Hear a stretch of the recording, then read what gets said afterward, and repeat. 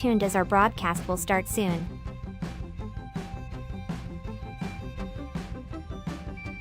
Please remember to like, comment, and subscribe on our YouTube channel now. At Blind Community Thrift Store on YouTube, and more info about this radio reading service, Navalins, and the Blind Community Thrift Store at www.blindcommunitythriftstore.com. The Blind Community Thrift Store radio reading service will begin shortly.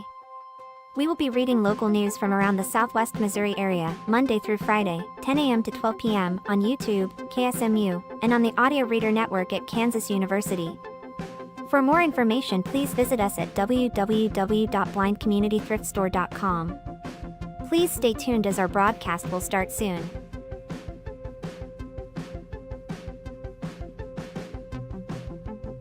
Please remember to like, comment, and subscribe on our YouTube channel now.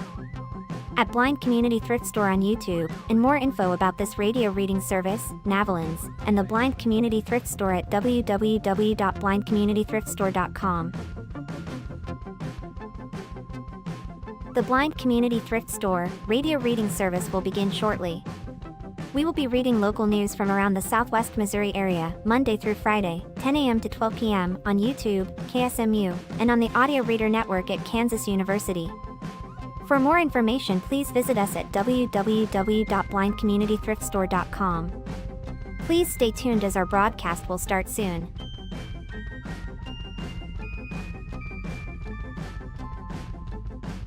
Please remember to like, comment, and subscribe on our YouTube channel now.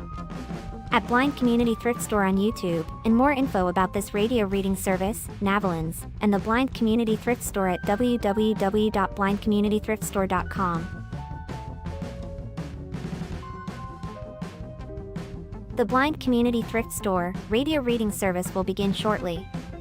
We will be reading local news from around the Southwest Missouri area, Monday through Friday, 10 a.m. to 12 p.m. on YouTube, KSMU, and on the Audio Reader Network at Kansas University.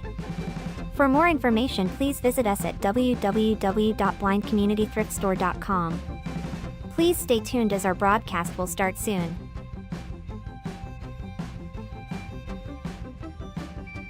Please remember to like, comment, and subscribe on our YouTube channel now.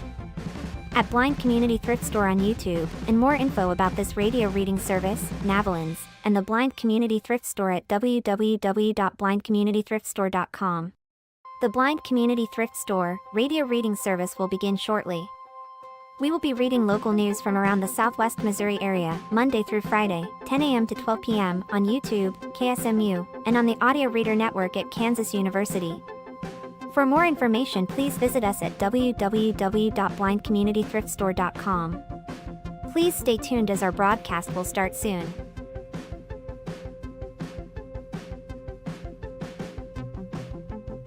Please remember to like, comment, and subscribe on our YouTube channel now. At Blind Community Thrift Store on YouTube, and more info about this radio reading service, Navalins, and the Blind Community Thrift Store at www.blindcommunitythriftstore.com. The Blind Community Thrift Store radio reading service will begin shortly. We will be reading local news from around the Southwest Missouri area, Monday through Friday, 10 a.m. to 12 p.m. on YouTube, KSMU, and on the Audio Reader Network at Kansas University. For more information, please visit us at www.blindcommunity.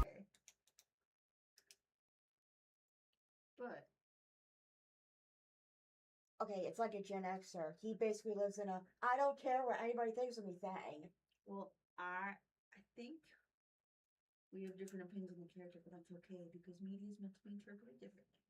All right, we got 10 seconds. You ready to read the intro? Actually, Two? Okay. All right.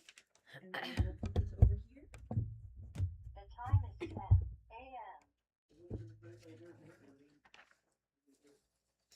Thank you for tuning in to the Blind Community Thrift Store radio reading service. My name is Maggie and I'm here with Madison today. We invite you to listen to our broadcasts both live and on demand. Our live sessions are available on the Blind Community Thrift Store YouTube channel, Monday to Friday, between 10 a.m. and 12 p.m. each week. Additionally, you can access on-demand content through the Audio Reader Network, which offers a wide range of audio materials for the visually impaired community. To explore content from the Audio Reader Network, please visit www.reader.ku.edu.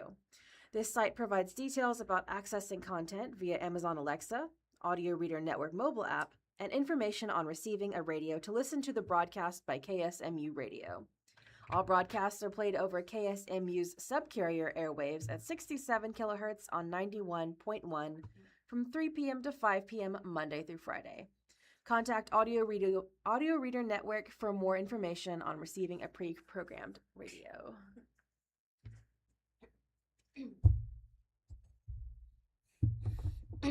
First article today, I'm going to be starting with the weather. Brought to you by Ozarks First. I was, there. This is by Tom Schmidt. Rain and storms expected today before hot weekend ahead. Alright. Yesterday's rain came down fast and heavy in some spots. Totals were mostly less than an inch, but others did get more. We'll see another round of spotty rain showers today, similar to yesterday. Now there's a picture of Missouri. The majority of Missouri covered in blue as it indicates how much rain there is. It says most accurate forecast rainfall totals over the last 48 hours. And mentioned before, most of the bottom of Missouri is covered in the blue. Pockets of fog and mist, too, this morning should break up as the morning rolls along. However, the calm will be brief as additional rain and thunderstorms are likely after 12 p.m. once again. The best area for rain today will be in areas near north of The best area for rain today will be in areas near and north of Highway 60. Okay, this is because the upper level storm system creating the rain will drift into central Missouri. Now there's a 3-picture panel of Futurecast, rain chance today, and weather today. For Futurecast, it shows the weather showcasing what the weather is going to be at 2:30 p.m. on Thursday. Which is today. Thursday's today. It's got little spots of rain. There are scattered opportunities for rain in the northeastern corner of Missouri. However, this afternoon, I think this is for yesterday. It says this afternoon. That's Thursday. So what's this one?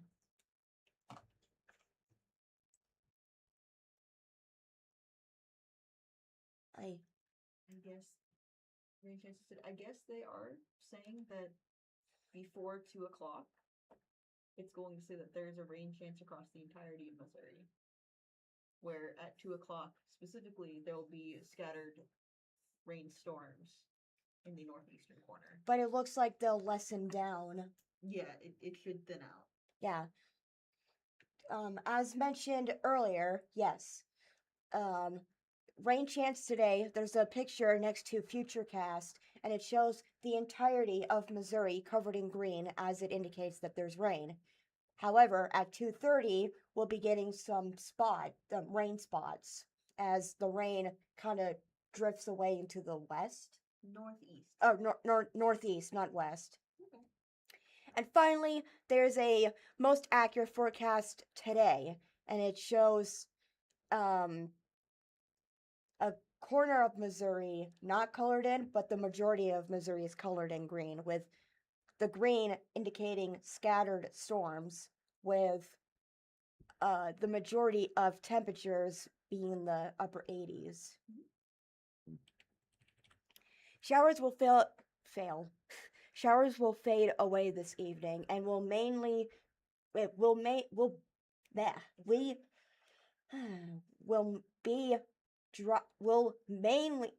It's okay. Showers will fade away this evening, and will be mainly dry overnight tonight. Okay. Okay. I got it. Thank you. Friday begins clear and quiet.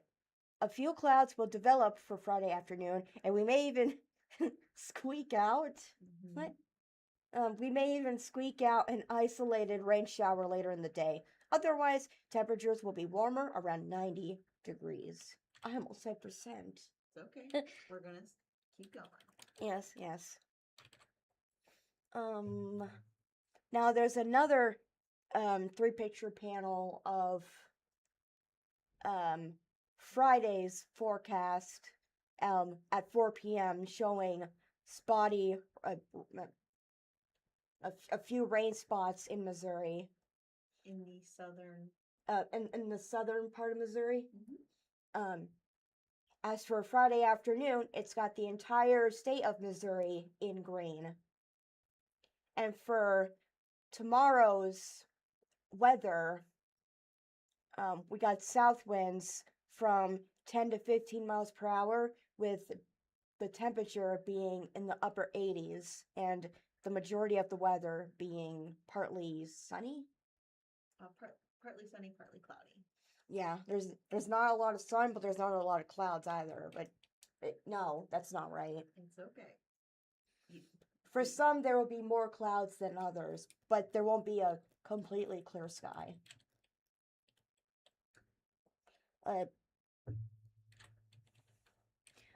The heat continues to build over the weekend, with highs in the low to mid 90s on Saturday and Sunday.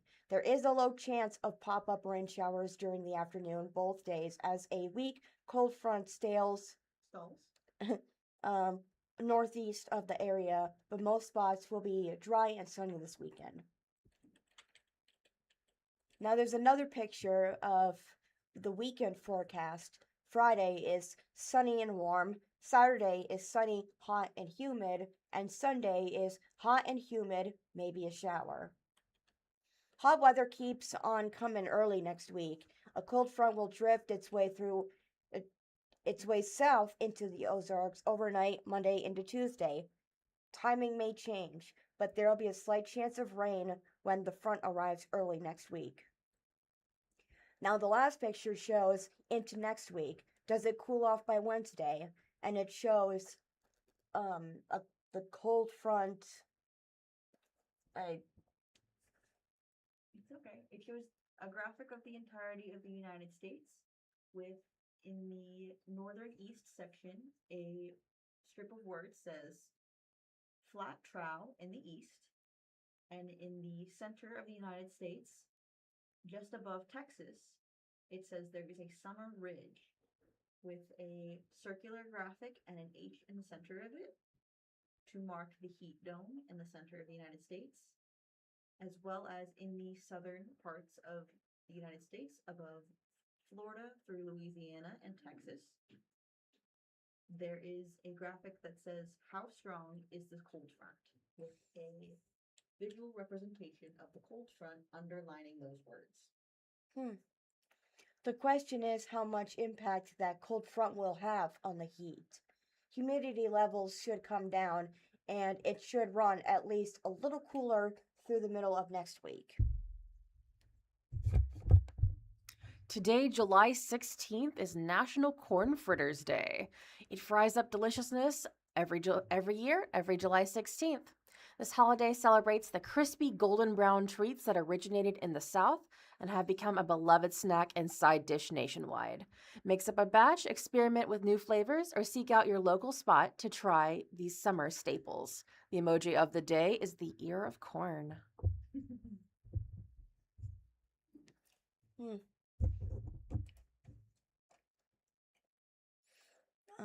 From the SBJ magazine. From the Springfield Business Journal. So which one is magazine? Well, this one is the Springfield Business Journal. Okay, Springfield Business Journal. How do I explain this picture?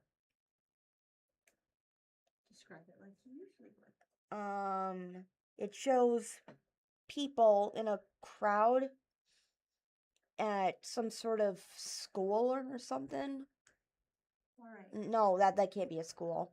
So it shows a public event marked by green streamers, balloons, and white sparkly streamers at the top, with a health, hunger, hygiene sign marked by a Care to Learn logo in the back.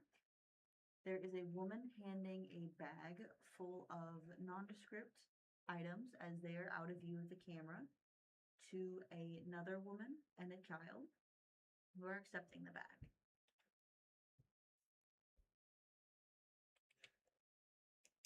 Free backpacks, socks, groceries at annual SPS event. This is by Claudia Riley. With the help of longtime partners, Springfield Public Schools will host a free annual event to help families get ready for the first day of class. The Back to School Bash started 5 years ago. Will be 9:30 a.m. to 2 p.m. Saturday, July 25th at the Springfield Expo Center, 635 East St. Louis Street. Jessica Blank, coordinator of community relations, said that the district will still utilize the upper and lower levels of the center, but the layout was altered. The big God, Okay. hate it when that happens. It's okay. Keep going. The biggest chance this year is the flow that we have to help our guests get through all of our resource lines a little bit more efficiency. Efficiently. Ah, dang, I was so close. It's okay. Keep sh- going. She said in an interview. Blake noticed families often. Noted. Blake noted families often line up early and wait times vary. We'll be queuing the lines to bring in folks off the sidewalk to get in a little bit quicker and to be more comfortable in the air conditioning space. Families enter on the upper level and will be able to access hygiene kits from Care to Learn, a partner since the first year.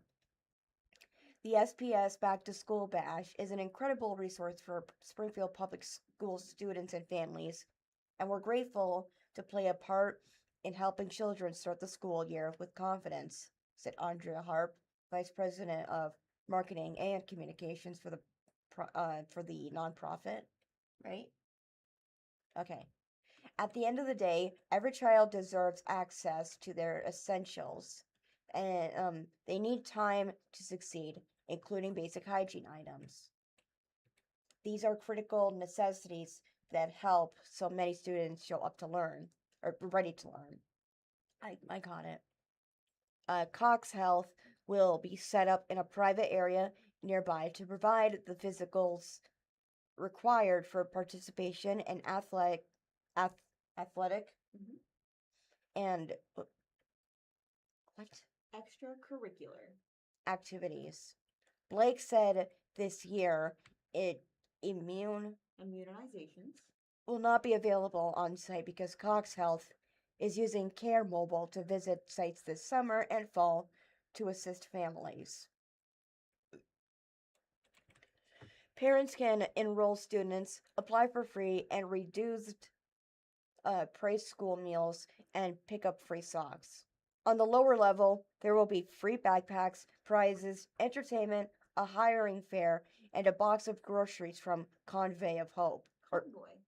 Convoy, sorry. Okay. Lunch will be provided, and a resource fair will be set up for parents to access programs and services available in the district and the community. Blake said representatives from SPS departments will be available to provide details and answer questions. Families can contact with SPS for transportation for any of our special services, she said. Nearly 6,000 people were at the event last year, and Blake said the district is planning for a similar crowd this time. About 200 volunteers are needed.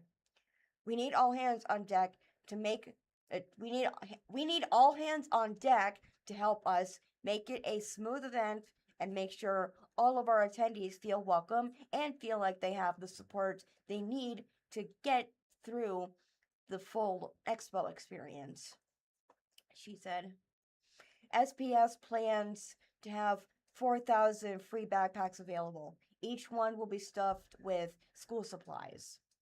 It's our kickoff to the new year to help provide a place for families to come and not only get resources to set their students up for success, but also to connect with our community and to have fun, Blake said. Blake said it's possible for a family to go through the entire space in less than an hour, but many opt to say, eat, and play in the fun zone. Superintendent Granita Lathan said in a statement, "We want families to come, enjoy themselves, and have the opportunity to access resources that will help them be ready for the first day of school. The first day of school is August 25th. Sponsors include Guarantee Bank, Mediacom, Missouri State University, and St. Louis Children's at Cox Health. Cross Lines of Springfield provides logistical support ahead of time, and many nonprofits and businesses are involved. Our partners are so important to this event," Blake said. "We could not do this event without all of them that came alongside us. Or that come alongside us all." And that is the end of that. Yeah. A new Missouri law boosts birth control and maternal care. This is by Steph Quinn and Anna Spoer. This is published on Springfield News Leader, but it was originally published for Missouri Independent. Pregnant women on Medicaid could see a doula more often, and anyone using birth control could obtain a year's supply of contraceptives under a bill that expands women's and maternal health coverage, signed into law Monday, July 13th by Governor Mike Kehoe. The wide-ranging bill, which touches dozens of healthcare statutes and includes protections for nonprofit hospitals and children with severe allergies, was sponsored by Republican State Rep. Tara Peters of Rolla and Senator Mike Bernskoetter of Jefferson City. The bill won final approval from a bipartisan group of lawmakers on the second to last day of the legislative session. Beneath that is a picture of Governor Mike Kehoe. He is signing a bill on a flat table. The bill is it looks like 2 sheets of white paper. He is concentrating and looking down as he is signing. And a man is standing behind him in a suit with his hands crossed in front of him. Kehoe hailed the legislation as a key to Missouri's Rural Health Transformation Program, referring to the state's part in the $50 billion federal program included in the One Big Beautiful Bill last summer. In a press release, Kehoe said that the measures would protect our most vulnerable, hold insurance companies accountable, and change the landscape of healthcare access and outcomes in communities across the state. The new law includes a number of measures that a group of bipartisan lawmakers have been championing for the last few years. This includes a provision that allows those with private insurance to pick up an annual supply of contraceptives rather than visiting a pharmacy every few months. Studies show this policy, which goes into effect January 1st, is already the law in a majority of states and leads to an increase in access and continuity of birth control use, which helps prevent unintended pregnancy. Also beginning January 1st, insurance will be required to cover blood pressure monitoring equipment for those who are pregnant and up to 12 months postpartum as part of a widespread effort to address the state's maternal mortality and morbidity rates. Mortality and morbidity rates. Cardiovascular disease, including hypertension, is among the leading cases of pregnancy-related underlying causes of deaths in Missouri, according to the Missouri Pregnancy Associated Mortality Review Board. Doulas, who are professionals who advocate for the emotional and physical well-being of families during pregnancy and birth, but who do not deliver babies, are cited as part of the solution to Missouri's poor maternal and infant birth outcomes. The new law expands doula services for low-income families enrolled in the state's Medicaid program from 6 to 16 visits, covering pregnancy, birth, postpartum, and lactation support. Also under the new law, those enrolled in Show Me Healthy Babies, the state's Medicaid program for pregnancy and postpartum, will now have access to free childbirth education classes. The law broadens the scope of the State Health Department Pregnancy Associated Mortality Review Board, which tracks maternal health outcomes. An amendment to the bill, filed by State Senator Barbara Washington, a Kansas City Democrat, expands the board's duties to include studying the state's maternal health care deserts, tracking the level of prenatal and postnatal care given to women who die in childbirth or postpartum, and making recommendations to combat racial inequities in maternal deaths. On average, around 70 women die each year in Missouri during childbirth or in the first year of postpartum. Of those deaths, 80% were deemed preventable by the state. The new law also expands insurance coverage of contrast-enhanced mammograms for breast cancer screenings. Several provisions in the law aim to protect or increase healthcare access. One provision bars insurance companies or their intermediaries from reimbursing hospitals at lower rates because they participate in the federal 340B program, which requires drug manufacturers to sell medications to nonprofit hospitals at a reduced rate. Pharmacy benefit managers, middlemen that administer prescription drug plans for insurers, are among the entities prohibited from discriminating against 340 hospitals, including imposing extra fees or requiring them to undergo more extensive or frequent audits. The Department of Commerce and Insurance can fine insurers, or PBMs, up to $5,000 per violation per day for breaking the law. The bill also aims to increase access to telemedicine. Physicians will be able to use a patient questionnaire in place of an in-person evaluation to treat a patient, unless an in-person examination is necessary to meet the standard of care. Another measure prohibits insurance companies from putting a time limit on their coverage of anesthesia during medical procedures, ensuring patients are covered for their full duration of surgeries. Other measures ban hospitals from collecting on medical debts incurred while they were non-compliant with federal pricing transparency laws and require insurance to create web interfaces to streamline prior authorization of medications. The Department of Health and Senior Services will be required to collect data on Lyme disease and alpha-gal syndrome, which is a tick-borne allergy to mammal products under the new law. Diagnostic testing labs and healthcare professionals will be required to report cases of the conditions to the department, which will submit annual reports to the U.S. Centers for Disease Control and Prevention. The bill also establishes a fund to support research at public universities on diagnostics, therapies, and treatments for Lyme disease, as well as preventative measures such as tick population control. A 2023 CDC report placed Missouri in the center of the swath of the U.S. with the highest concentration of suspected cases of alpha-gal syndrome. There were more than 110,000 of those cases between 2010 and 2022, according to the report. The bill aims to protect children with severe allergies by requiring licensed child care providers to maintain allergy prevention and response policies, and it allows schools to stock non-injectionable epinephrine delivery devices, like nasal sprays that school nurses can administer to students experiencing anaphylaxis. State laws previously included only auto-injector syringes. Another provision of the law aims to get timely medical examinations for children entering foster care. It requires an examination by a provider familiar with the effects of abuse and neglect on children within 72 hours and more thorough developmental, emotional, and behavioral screenings within 30 days of entering care.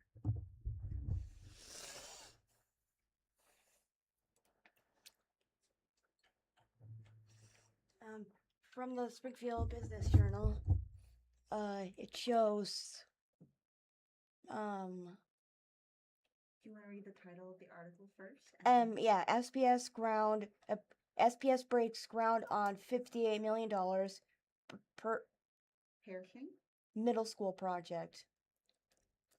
So that's not a construction crew. So the photo is a lineup of a mixture of students, construction workers, and Superintendent Granita Lawson, as they all hold shovels to break ground for the Pershing Middle School project.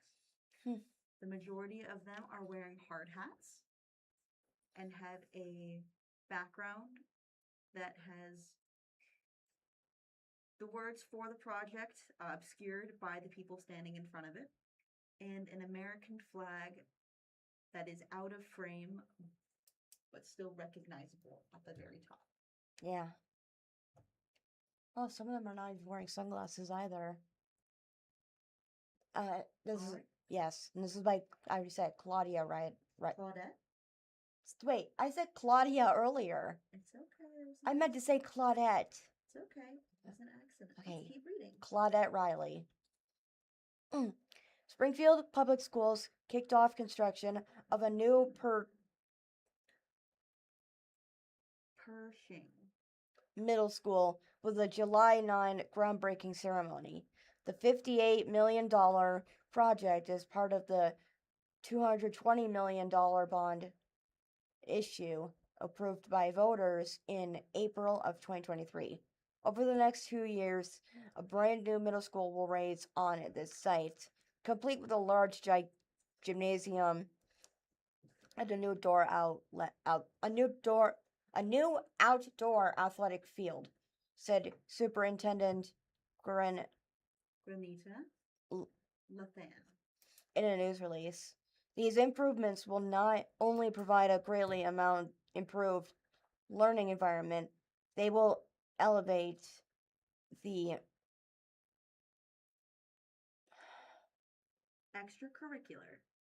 opportunities available to our Pershing Have you say it a little bit louder? Pershing students. Identified as a property by the Community Task Force on Facilities, the district looked at the scope of the project and agreed Configuration. Pershing Longs served as a K-8 campus, but a decision was made to close the elementary. Not the It's okay. Why am I saying elementary school? It says portion. Madison, it's okay. We're gonna keep going. You got this. The elementary portion and split the attendance between nearly Field and Wilder, Nearby Field and Wilder elementary schools. where new classrooms were built. The district also opted to construct the new middle school towards the back of the campus is located at 2120 Venture Avenue. Students in grades 6 through 8 will remain in the existing school until the two-story 1,420 142,000. square foot is built. According to the district, the existing school will be cleared to make way for athletic and green space, increased traffic flow, and safety precautions. Priorities. Increased traffic flow and safety are priorities. Oh, yes, yes. In the new project, with a gym expected to serve as a storm shelter. The project is expected to be complete in 2028. Crossland Construction Company Incorporated, that's what co means, right? Has been selected as the construction manager at the risk, and the design is by Springfield-based Esterly Schneider. and Associates Incorporated and DLR Group Incorporated, which is based in Kansas City. Others involved include Olson. Incorporated, Enterprise, Enterprise. Building Solutions LLC, and Metmeyer. Engineering LLC.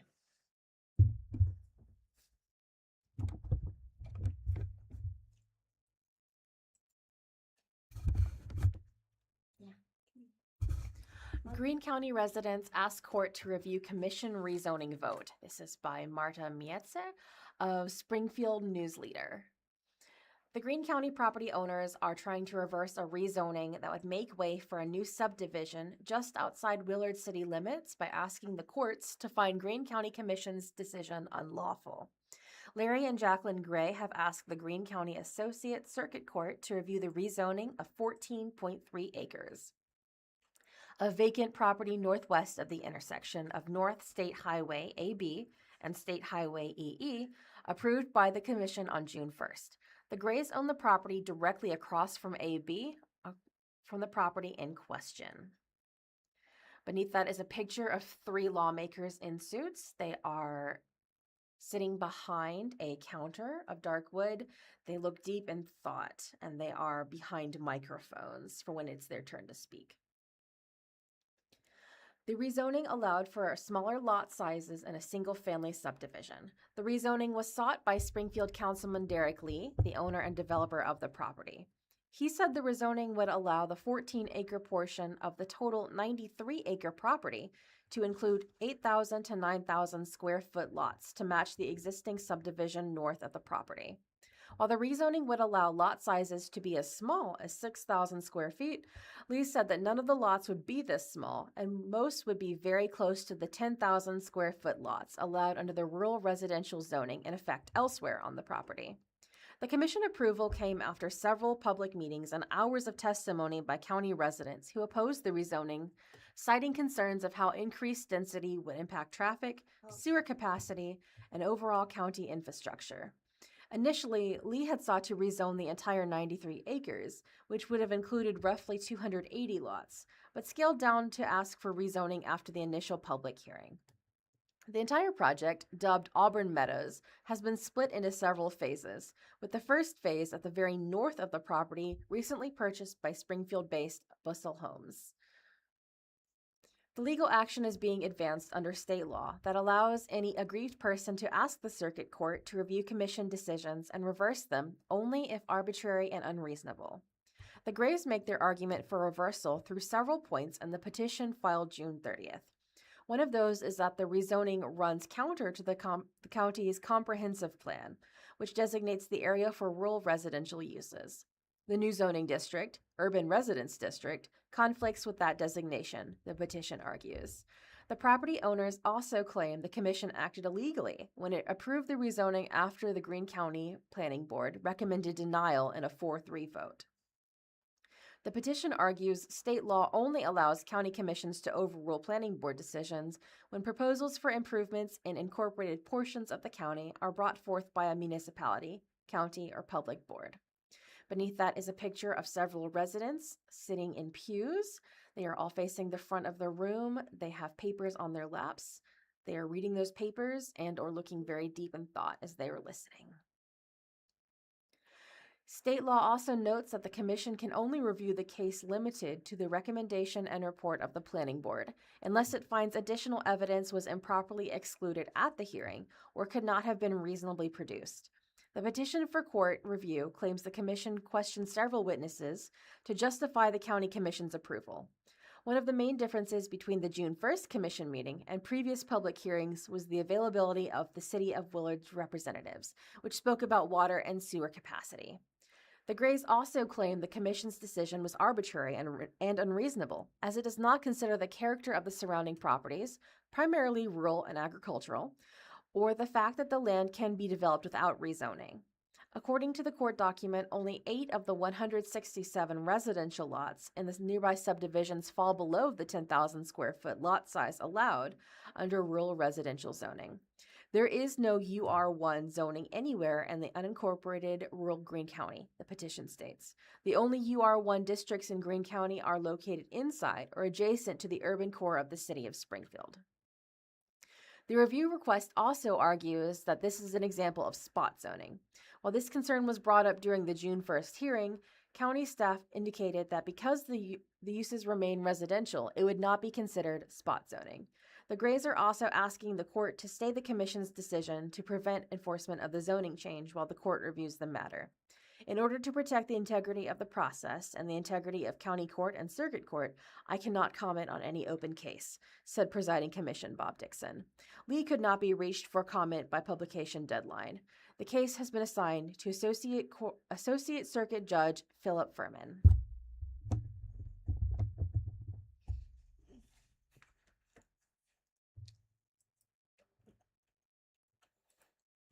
From the Springfield Business Journal,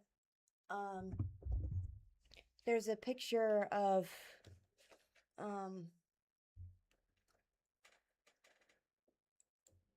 Amy Patilio. okay.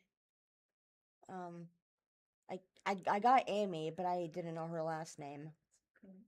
so Patilo. Mm-hmm. Haley Anderson, Sue Smith, and Cynthia Collins are part of the Ed Cafe team that developed July 17th at the July 17th conference. Do you want to describe the picture? It shows them from left to right, the names. Amy is wearing a blue shirt. Hallie Anderson is wearing an Ed Cafe gray shirt. Sue Smith is in a some sort of dress shirt and Black blazer. okay. And Cynthia is wearing something similar to what Sue Smith is wearing, but it's a red jacket. A red blazer. Yes. Ed Cafe prepares for Real World Learning Conference. This is by You said it last time. Claudia. Claudette. Dang it. Okay. Claudette Riley. Ed Cafe, a grassroots professional learning organization based in Springfield, will host a mini conference July 17th focused on real world learning and preparing students for success in the workforce. The 7-hour event starts at 9 a.m. at the E Factory, 405 North Jefferson Avenue, and sessions are available in person or online. Haley Anderson, who started Ed Cafe with an event in summer of 2021, said at least 60 people have signed up and there is room for more.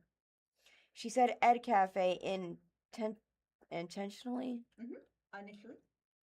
provided short professional development sessions primarily for educators that brought together teachers and others from area districts. It gained traction and word of mouth. This is the 5th summer, and for the last four summers, we've been doing 1-hour sessions 1 day of the week throughout the month of July. Anderson said, "This is the first summer This is the first summer that we've tried the full conference. We are trying something new.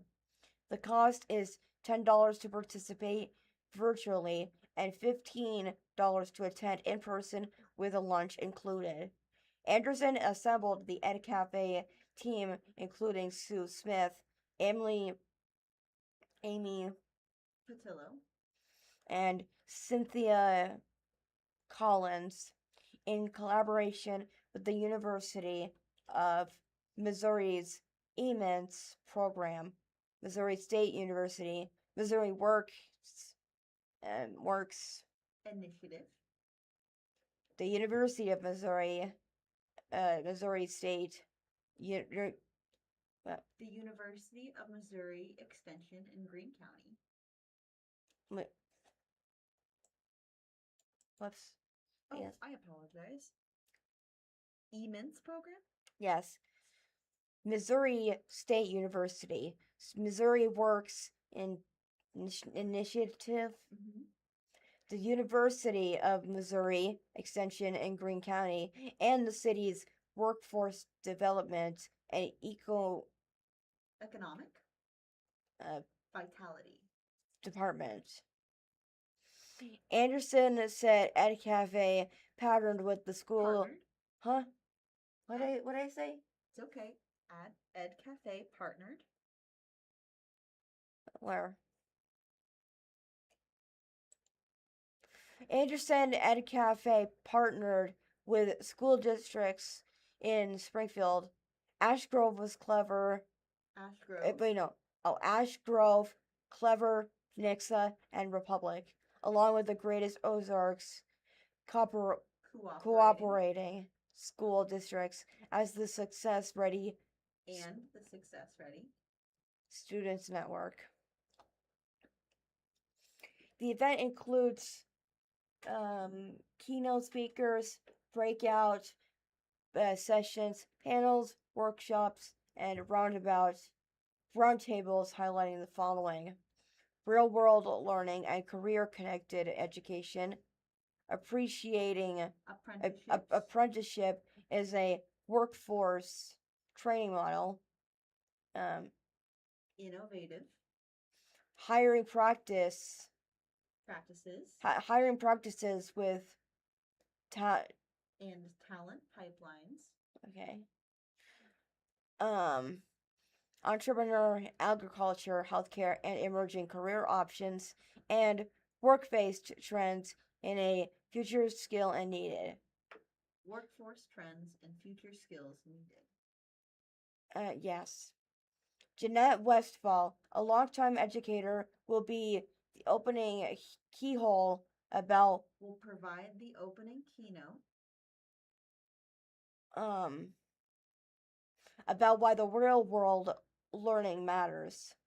State Representative Betsy Fogel. D. Springfield will deliver the closing keynote on workforce Innovation and student success.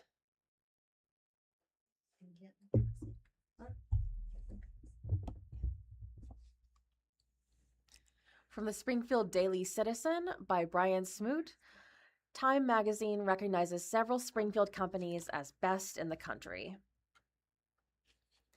Beneath that is a picture of 4 different Springfield businesses. It's the signage. There is a brick building on the corner of a street. For Great Southern, a gray sign runs from the roof down most of the way of the building. Next to that is a brick sign for O'Reilly Auto Parts with the logo on it, with corporate offices written underneath. Beneath that is the entryway to Bass Pro Shops' main store. It has a very rustic cabin-looking feel, but just larger. The next is a gray sign for Prime Incorporated, which is a trucking service. The text is bright white, and it stands out against the gray background.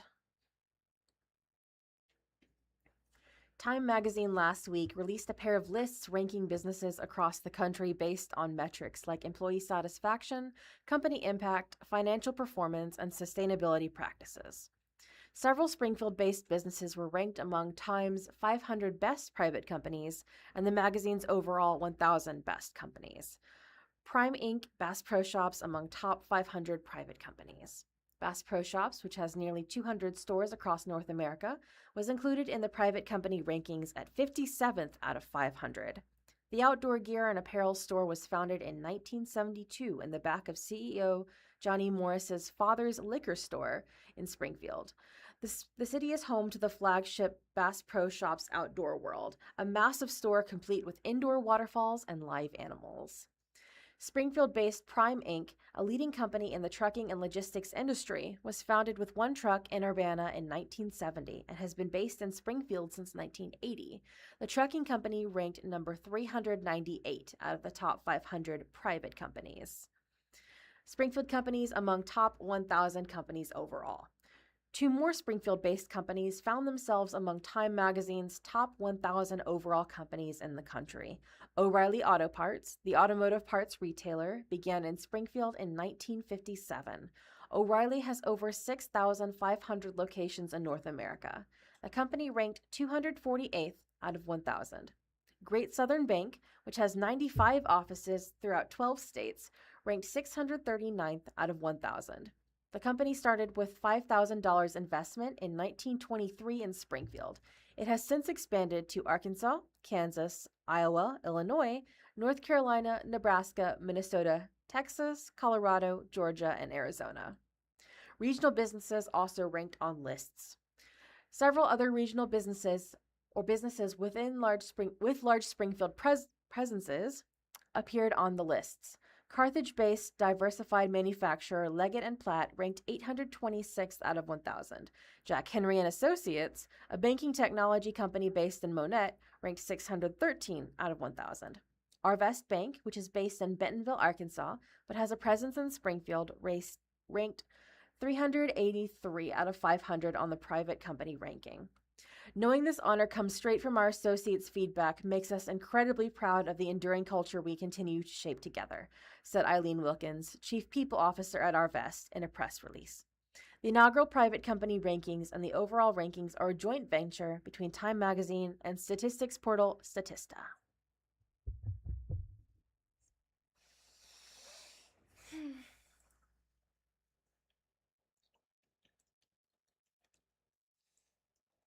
From the Springfield Business Journal, from the ground up, T&W Tire.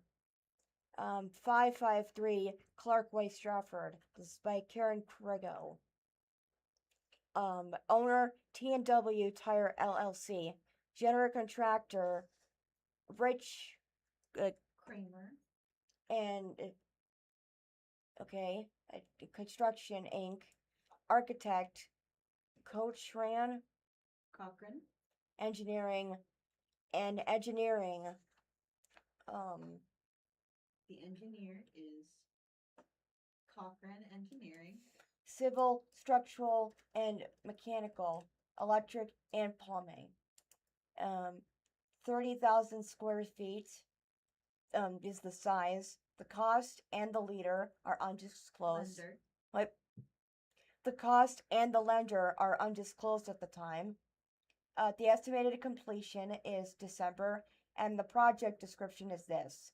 T&W Tire is constructing a new retail location in Springfield, or Stratford, according to officials, with Rich Commer Construction Incorporated, who provided information for this report. The family-owned company, founded in 1987 and headquartered in Oklahoma City, Oklahoma, serves tires in need of commercial fleets, owners / operators, trucking companies, delivering companies, construction companies, farmers and ranchers, and multiple other industries with Michelin. products, according to its website. With some tire centers providing front end Alignment.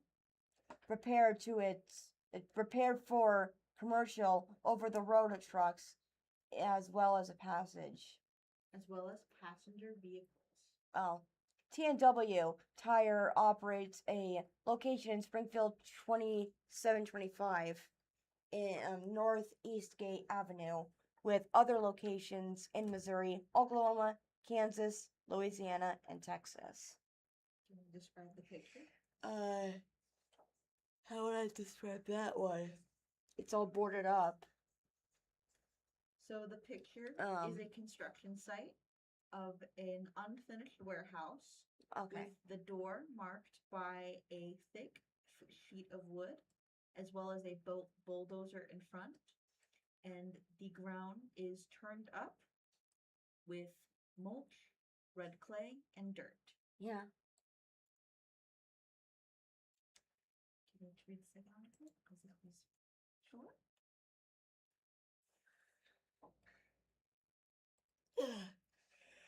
Yeah.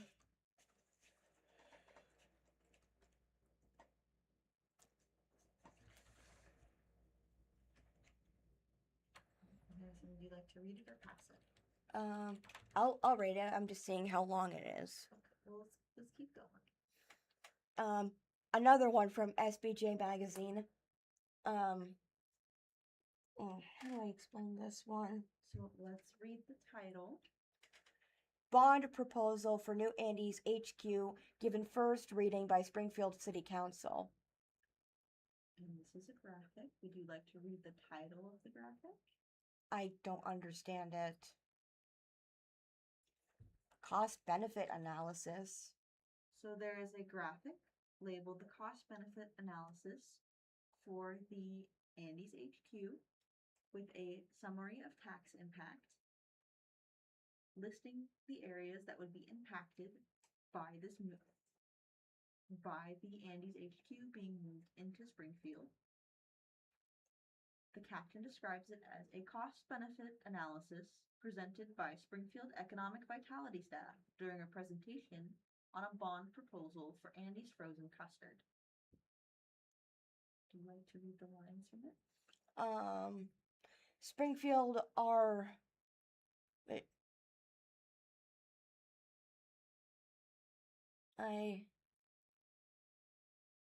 I'm sorry, I don't even know what I'm looking at. It's okay, Madison.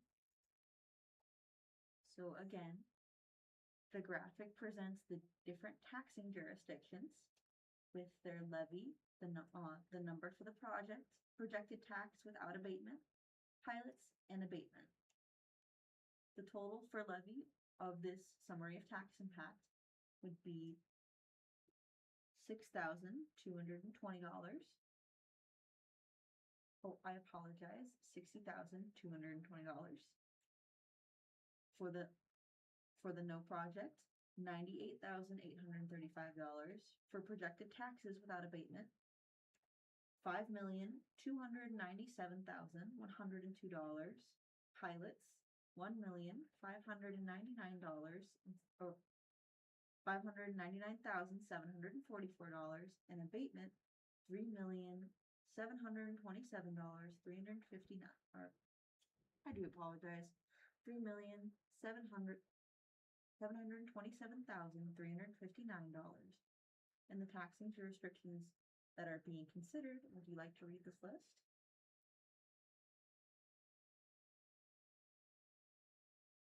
Are Springfield R through 12 school districts, the City of Springfield, Springfield Greene County Library, Ozarks Technical College, Greene County General Revenue, Greene County Road and Bridge, Senior Services, Abilities First, the State of Missouri, and Commercial Subtax. By Karen Crago, Springfield City Council held a first reading and public hearing on a measure to issue $32 million in industrial development bonds to Andy's Frozen Custard at its meeting last night. A vote is set for July 27th. The message was immediately The measure was immediately on the heels of a vote at council's last meeting on June 22nd to signal the body's willingness to issue the bonds for a headquarters to be built near the city's east boundary, moving out of its current downtown location.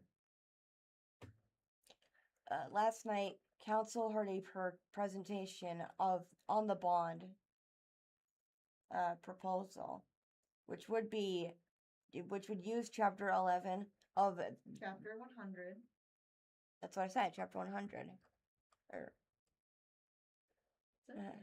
Of Missouri law. The idea is that the city takes ownership of the subject's property for at the corner of East Division Street and North Lake. Not Lake. It's okay. And North Lacombe Road, city's taxed road for the 25 years of the agreement. So you can take so that the company can take advantage of the city's tax exempt to build $43,200 to build 43,200 square feet of office space to be spread among 3 buildings, plus a 9,600 square foot industrial warehouse. Matt Schaefer, Springfield's Assistant Director of Economic Vitality, offered a summary of real property tax impact from the proposal over the bond period. Without the project, the property would generate $98,835 for taxing jurisdictions. With the project, the company would remit payments in lieu of taxes amounting to $1.6 million in the same period, a figure that is abated $3.7 million from total projected taxes of $5.3 million. The taxing jurisdiction that would receive the largest amount of revenue from pilots is Springfield's Public Schools, which stands to receive $73,474 if there is no project, but $974,847 in pilot payments if there is a project, according to city staff estimates presented by Schaefer. If there were no abatement, the school district would receive $3.3 million in taxes from the development. But Andy's officials told Springfield Business Journal in past reporting that the headquarters project is contingent upon it receiving the incentive. Other taxing jurisdictions that would receive heightened revenue through pilot payments are the City of Springfield, the Springfield Greene County Library District, Ozarks Technical Community College, Greene County General Revenue, Greene County Road and Bridge Fund, Senior Services, Abilities First, and the state of Missouri. There is also a commercial surtax. One issue that arose during council discussion was the desire by some members to be engaged earlier in the process of negotiating tax incentives. A real estate attorney for Andes, Kurt Peterson of Kansas City, based Paula's Neely PC, said the company has been working with the city for about 6 months to put the bond package together. Councilmember Brandon Jensen expressed the desire for council to be brought into the process earlier. We didn't even find out about this until at our last meeting when the resolution was brought forward, and now there's a fully built out package ready for our approval, he said. Jensen was echoing a concern voiced by Councilmember Abe McGoal, who told Schaefer that the Chapter 100 bond program encourages business development in the community. We're on the back end of this, McGoal said. By the time it gets to us, all the terms and conditions have already been met. McGoal said the 25-year abatement could have instead been a 20 or 15-year agreement. We have to set policies to give you, staff, direction, instead of us being the back end, he said. If it's more than 10-year abatement, then it should go to the Finance Committee for further discussion to see if the terms can be worked out with the developer. He expressed approval for the cost-benefit analysis breaking down pilot revenue from the project. This is the kind of cost-benefit analysis that we should do on every project in the city, McGoal said. I think it's important for the citizens to see so they know. He said he was voting for the proposal, but he wants to see changes where staff are given direction in the future. Councilmember Craig Hosmer agreed, though he noted that the council has an opportunity before the next reading of the bill and the subsequent vote to make changes. The proposal by Andes would have maintained 54 jobs and add another 16. Figures CEO Andy Kuntz told SBJ were conservative, with more hires anticipated. Maintaining and establishing these positions are a condition of the bond agreement, with the requirement that the jobs are valued at 1.5 times the county average wage.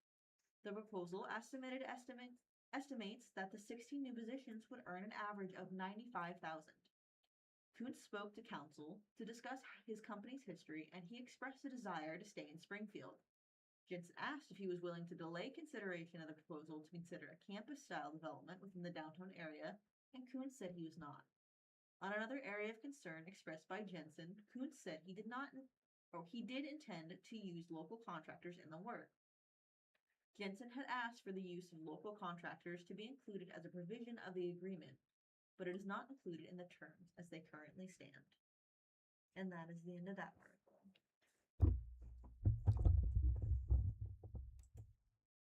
This is from the Springfield Daily Citizen by Ryan Collins. A little bit more insight into Andes. So the headline is Andes Frozen Custard stand in front of the city council brings questions, promises. Beneath the headline is a picture of the Springfield City Council. They are sitting in a line in front of a screen. They're behind a table with a black cloth. Each has a laptop in front of them. And along with the laptop, they have a microphone for when it is their turn to speak. And not facing the camera, the CEO of Andes, Andy Kuntz, is talking with the city council behind a black podium with a microphone. Andy's Frozen Custard packed the room at the July 13th Springfield City Council meeting, where the company's request for about $4.4 million in tax relief to build new headquarters in Springfield had its first reading. While the CEO and president, Andy Kuntz, and Andy's employees made up the majority of public comments on the issue, one member of the public commented against the bill that would authorize an industrial development project for Andy's headquarters. City Council will vote on the bill at the next meeting on July 27th. In June, Andy's Frozen Custard requested tax abatement and exemptions from the city to build its projected up to $32 million headquarters in Springfield and not move the project to another city or state. The project will include more than 43,000 square feet of office space and 9,600 square feet of warehouse space on a 10-acre plot Andy's purchased in 2022 near the corner of Division Street and LeCompte Road. The company has requested Chapter 100 development bonds be issued by the city as means for the tax relief, which is estimated to total about $4.4 million over the 25-year project. The city would take ownership of the development, giving it tax exemptions and tax abatement, then lease the project back to Andes. The company would make payments in lieu of taxes. Beneath that is a photo of the front of Andes' home office. It is a brick building with the Andes logo, and underneath that is a gray sign that says home office. The front of the home office has big windows and a door with a clear window. The lights inside are dark. The July 13th meeting was the first opportunity for council members to speak on the full development plan, which was released to the public at the end of June. It was also the first opportunity for council members to ask Kuntz questions about the development plan and the request for tax abatement and exemptions in order to build the up to $32 million Andes campus in East Springfield. Councilmember Brandon Jensen, Zone 3, used his time to ask the company president if there was any way Andes would consider developing a campus-style headquarters in downtown Springfield. Jensen said that while he wants Andes to stay headquartered in Springfield, his biggest concern was an iconic Springfield business leaving the city's downtown, which Jensen said is already struggling. In the back and forth with Kuntz, Jensen asked, I believe in reporting. Your lease at your current facility runs through 2028. Would you be willing to delay our consideration of this proposal and work with staff to consider whether there's an opportunity for a campus-style development within downtown? I don't think so, Kuntz said. There was a long pause before Jensen responded. Okay. Kuntz extended the company's lease at its current downtown Springfield headquarters to January 2028, according to previous Daily Citizen reporting. Kuntz said the company had outgrown its downtown headquarters and wants to own the property where it builds its new headquarters, which Kuntz will call Andes Campus. I love downtown. We love our building. It's a cool space, but this gives us the ability to build an Andes campus that could get us to 700, 800 stores over the next 15 or 20 years, Kuntz said in an earlier remark to the council. Before Jensen questioned him about building downtown. The company has 189 stores across the country, Kuntz said. We bought the land 4 years ago with the intention of building our home office there. That is still our hopes and dreams. We do have opportunities outside of this location, but we would like to have it here. We would sure like to have it here. This is a monster move, a monster decision. We feel this gives us the chance to become a legendary company, as of the Bass Pros, the O'Reillys, the Primes. Beneath that is a headshot of CEO Andy Kuntz. He is looking directly at the camera. He has dark framed square glasses and is wearing a green polka dot button-up shirt with the Andes logo on the left. Jensen also inquired about hiring local contractors and supply companies to build the headquarters. While it is not an obligation in the development plan, Kuntz said he planned to hire local contractors. Kuntz said Andes uses Springfield manufacturers and suppliers as often as it can. It'll be the local contractors, Kuntz said. Yeah, we have relationships with a lot of people in the Springfield region. Kuntz told council members that while talks have occurred with other municipalities on the possibility of moving Andes to another city, the company has not received any other tax abatement offers at this time. I don't have an incentive package on my desk, but we certainly have talked to people, Kuntz said. Curtis Peterson, shareholder at Paulsonelli, the Kansas City-based firm that Andes has hired to lead it through the Chapter 100 process, made public comments during the city council meeting that highlighted the company's view on moving its headquarters to another city or state. Peterson said the growth trajectory of Andes means an influx of people will be interacting with Springfield. I think this is a brand issue, Peterson said. Andes could go a lot of places. We all know that. That's not a threat. Andy doesn't threat. A lot of other cities are very interested in having Andy's Frozen Custard headquartered in their town. It's just a fact. But guess where Andy's wants to be? Andy wants to be here, and that's why this proposal came about. And we worked a lot of months with staff because we want to make that happen. We want all the financial benefits to come to Springfield, and Andy wants to take the next generation and be here and just double down on what he's done so far. Other council members asked questions of Kuntz and the Andes team, as well as Matt Schaefer, Assistant Director at the Department of Workforce and Economic Vitality, who presented the development plan to the council. Two council members noted issues with the city's Chapter 100 process and spoke about the need to be more involved in coming up with a development plan and not just voting on a finished plan. City Council will vote on the bill and Andy's request at the July 27th meeting. And that is it for that article.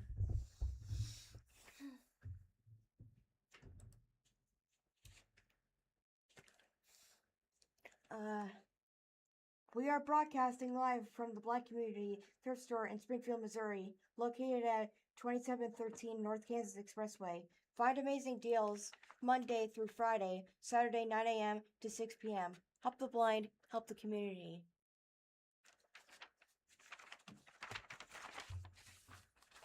Young Lily neighbors seek to be 25th neighborhood association. This is by Springfield News Leader. Hang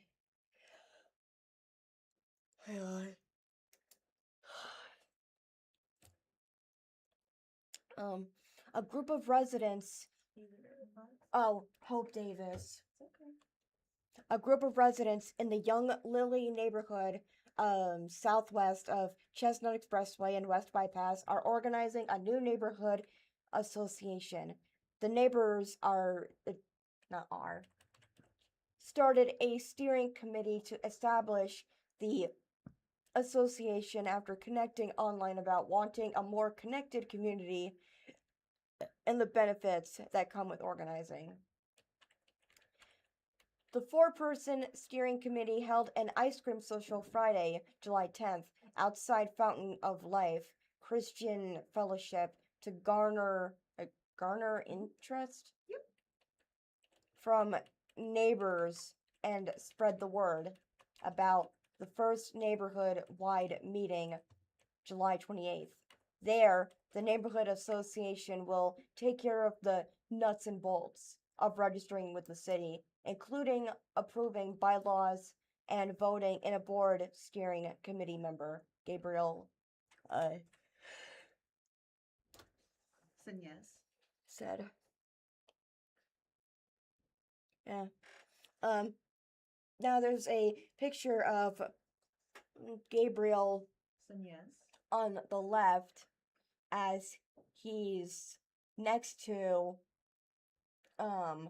his wife Rebecca Wall, Mm-hmm. speaking to her during the July 10th ice cream social in the Young Lily neighborhood. This picture was taken by Hope Davis, and it shows Rebecca, his wife, wearing some sort of flower tiara, sunglasses, and I think those are paw prints, but I'm not sure. So Rebecca is wearing a sunflower crown made of artificial sunflowers, wearing sunglasses and a burgundy shirt that has a white print on it. That is out of focus for the camera. And Gabriel is wearing a shirt that's similar to what his wife's dress is. He's wearing a red shirt Yes. with a white over shirt on top. And he seems to be holding a microphone. Right? Yes, they are standing in the parking lot Of the Fountain of Life. Mm-hmm. And Rebecca is standing behind a blue table with ice cream materials on top. Oh yeah.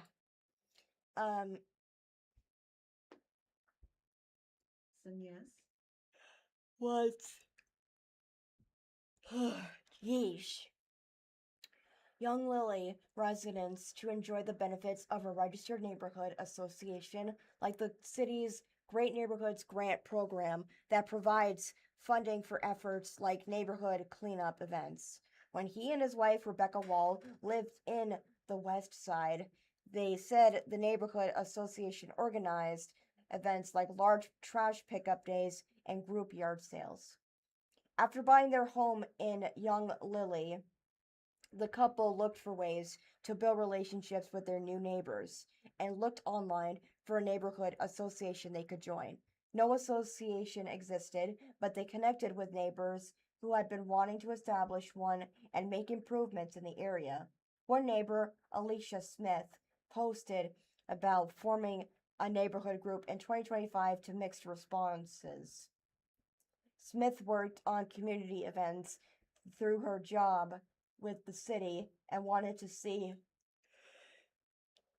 More connectivity in her own neighborhood. Thank you. Why am I so tired? Probably not something that we need to discuss on air. Sorry. It's okay, let's keep going. Smith said at the July 10th ice cream social, I've lived in this area for 10 years and I know maybe 3 people in the neighborhood.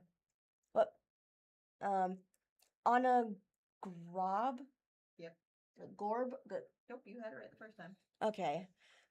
Joined the steering committee after getting involved with the city to advocate for upgrades in the neighborhood and has been especially vocal about young Lily. Yeah, Lily? Does it say Lily? This is Lily. Okay, Young Lily Park. It's spelled differently than the neighborhood. Oh, I see. It's got an E in it. Spelled Lilley for park and Lily for the neighborhood. Yeah, that's what I said. Yeah, that's cool. I like those. Off Chestnut Expressway. And in the past 6 months, Grob said the city has removed 3 dangerous trees from the park along with stumps left after storms in 2025. As a more organized neighborhood, Grob hopes to engage the Springfield Green County Parks Board to add a pavilion and disability accessible playground equipment. Aw, nice. Grob also said the Fledgling. Hold on. Said the fledgling. Neighborhood association has been able to get upgraded transformer boxes from city utilities after frequent power outages. When we have a neighborhood association that is registered, we have more leverage in the city. We have more ins with the city, Grob said. We have more open communication with the city, and when things are broken, we are able to get them fixed. The Young Lily Neighborhood Association will host its first neighborhood-wide meeting at 6 p.m. on July 28th at Fountain of Life Christian Fellowship on Mount Vernon Street. And once registered, Young Lily will be Springfield's 25th Neighborhood Association. Hannah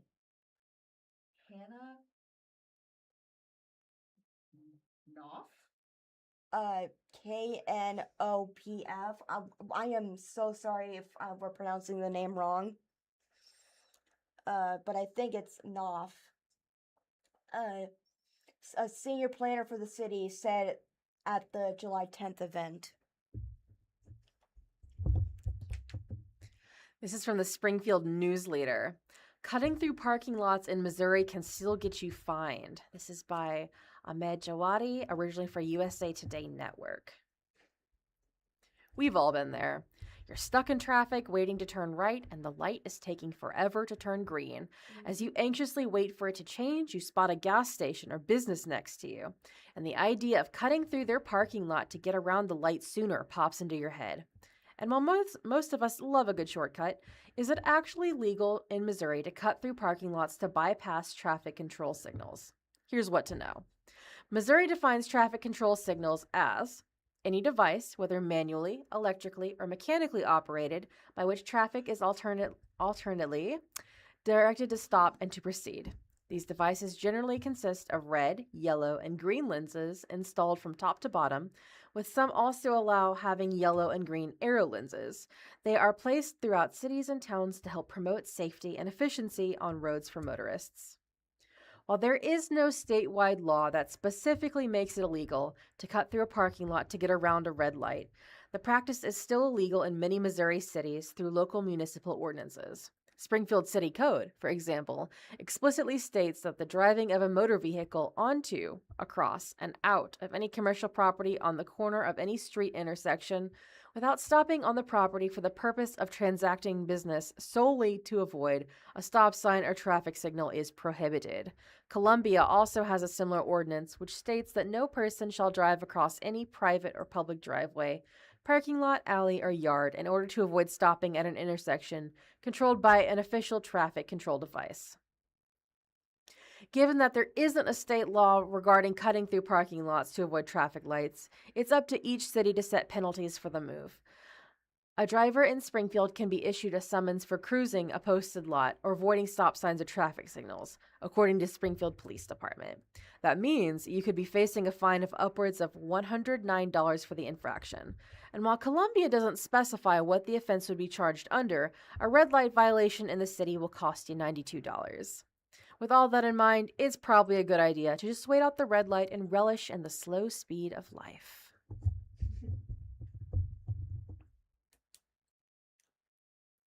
Oh, did we get that on camera? I just did a cool pen flip. Madison, we're reading the articles right now. Sorry. It's okay. Alright, do you want to read this? You got the same article as I do. Oh, oops. It's okay. Springfield News Leader. More than 2,000 customers cut power demand in program. This is by Janice Reeser, right? Janice Reeser? Mm-hmm. Okay.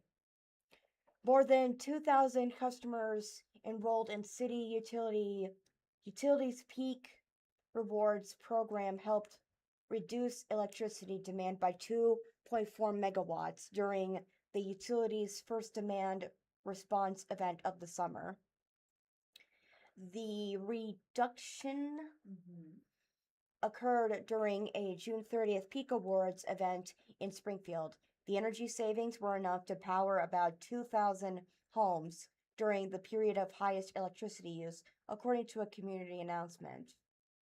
Peak Rewards is a voluntary program that provides, I've never seen that word before, Provides incentives.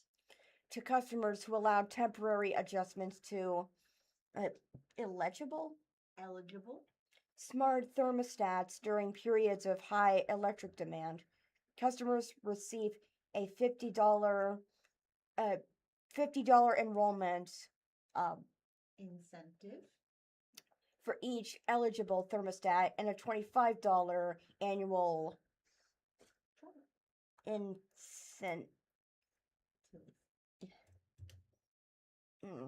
for remaining in the program. More than 2,000 thermostats enrolled. City Utilities reported that 2022 enrolled smart thermostats were adjusted by 2 degrees for 4 hours during the June event. Customers were notified before the event and were allowed to opt out at any time by manually changing thermostat settings. More than 82% of enrolled participants remained in the event, according to the announcement. The utility said that Peak Rewards is intended to reduce strain on the electric system during periods of extreme heat or cold. According to the announcement, lowering demand during peak use periods can help reduce energy consumption and delay the need for new power generation resources. Customer can enroll year-round. Thermostat adjustments occur only during designated Peak Rewards events and not on non-event days, according to the announcement. There's more information about eligible smart thermostats, program requirements, and enrollment available at the website cityutilities.net.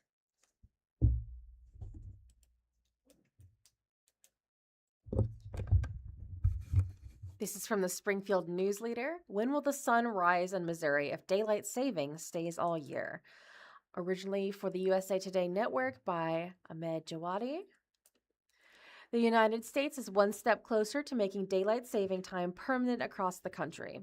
The U.S. House approved the Sunshine Protection Act on Tuesday, July 14th, with a vote of 308 to 117.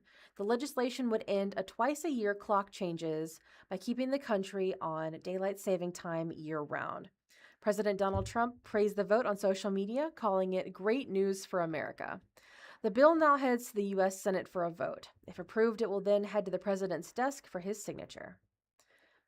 Daylight saving time, often called daylight savings time with that S at the end of savings, is when daylight begins an hour later in the morning and lasts an hour longer in the evening, according to the National Institute of Standards and Technology. The clock change allows the hour of daylight to stay coordinated with the time most people are active outside. Daylight saving time is supposed to save energy, since during the warmer months, the majority of people will be outside and not home, which saves energy.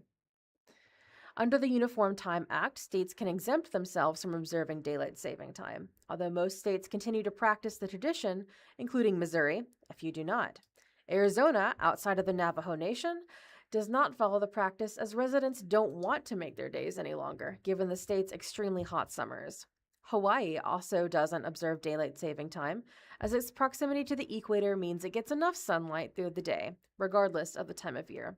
5 U.S. territories, Puerto Rico, U.S. Virgin Islands, American Samoa, Guam, and the Northern Mariana Islands also don't participate. If permanent daylight saving times becomes law, winter mornings would be darker, with sunrises pushed an hour later. This also means winter evenings would be brighter. It would also do away with the biannual time change ritual. Proponents of daylight saving time argue that it provides more evening daylight, which may encourage outdoor activities and reduce energy use in some situations. However, critics argue that the change could create problems during the winter months, especially in states where sunrise would occur much later in the morning. Missourians would notice few changes during the summer, when daylight saving time is normally in effect, but in the winter, sunrises would get even later and sunsets would shift an hour later. For example, in Colombia, the earliest sunset each year is at 4:48 p.m., and under permanent daylight saving time, that sunset would shift to 5:48 p.m., but the latest sunrise would be at 8:26 a.m. According to sunrisesunset.org, St. Louis and Springfield would see similar times. In Kansas City, sunrise would be even later, not coming until 8:36 a.m. in late December. This year, daylight saving time ends Sunday, November 1st at 2 a.m. local time. Do clocks go forward or backward for the end of daylight saving time? The clocks go backward, meaning at 2 a.m. on November 1st, all clocks go back an hour to 1 a.m. But in the springtime, when daylight saving time begins, it's the complete opposite, as clocks move forward 1 hour instead. A common phrase to keep in mind in distinguishing the two is spring forward, fall back, referring to how clocks move forward in spring and move back in fall. Why does daylight saving time exist?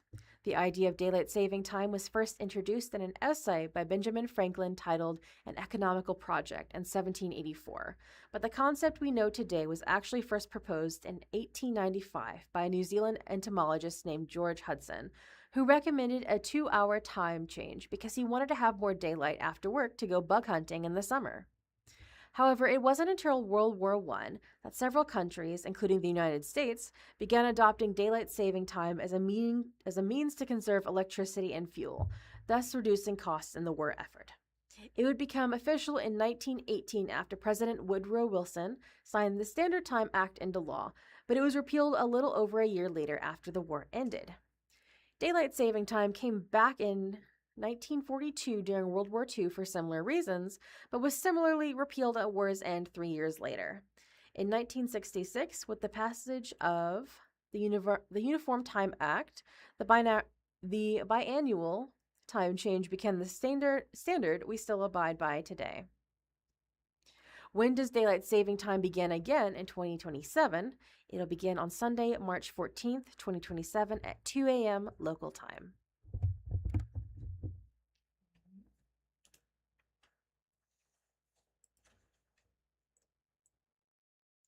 I'll read that one later.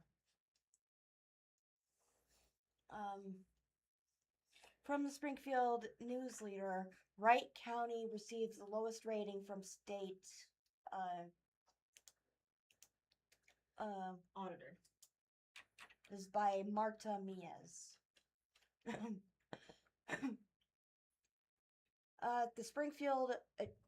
The Missouri State Auditor has issued a report finding Wright County Commission put the put the county in debt in violation of state law because of a poorly managed jail expansion project. A recent Audit. report rates the country as poor, The county. the county as poor, the lowest possible rating, finding that several county offices need to improve controls and procedures. Mhm. A large part of the report focused on a costly lawsuit that the county had to settle related to a poorly managed jail expansion. The county allegedly failed to pay some of the construction costs for the project on time, which resulted in a lawsuit filed in 2022 by the construction manager for breach of contract, according to a news release from the state's auditor's Yep. office. Mhm. The lawsuit was settled for a total $6,600. Close. Mhm. $625,000. Dang, that's a lot of money. Putting the project nearly $174,000 over the guaranteed maximum price of more than $6.9 million. I take it back. That one's way more. Okay, let's keep reading. Go back up. Sorry. It's okay. According to the release, the county then entered into a loan agreement with the Wright County Industrial Development Authority Board that authorized. Authorized. I said authorized. Sorry. By state law. The repayment of the loan will What? incur Let's keep reading. additional interest costs totaling $74,000. Other issues include unauthorized accounts. The audit report also found several issues across Wright County offices. That includes the Wright County Sheriff's Office, which, according to the release, operated a bank account and a safe deposit box outside of the county treasury, which is a violation of state law. The sheriff's office Deposited. $15,000 Mhm. of public funds into a special operations account in violation of the Missouri Constitution, according to the release. The office also made 6 improper Disbursements. from the account, totaling nearly $16,000. Including purchases of a drone kept at the sheriff's personal residence. Yeah, and nearly $2,500 in gym equipment that could not be located in the jail or sheriff's office. Inadequate check register, bank Reconciliations.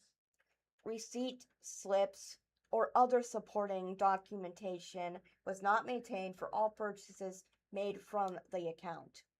Other causes for concern identified in the sheriff's office were inadequate control and procedures over seized property, with the state's auditors office unable to locate 4 out of 16 randomly selected items. Sheriff's personnel also failed to deposit timely or Restrictively. endorse checks, ensure inmate balances were refunded upon release, monitor fuel use of office vehicles, and establish procedures to routinely follow up on outstanding checks, among other poor monitoring practices.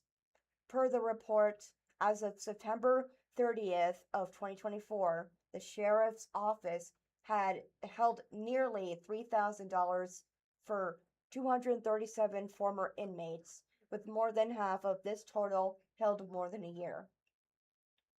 Former Sheriff Sonny Firely.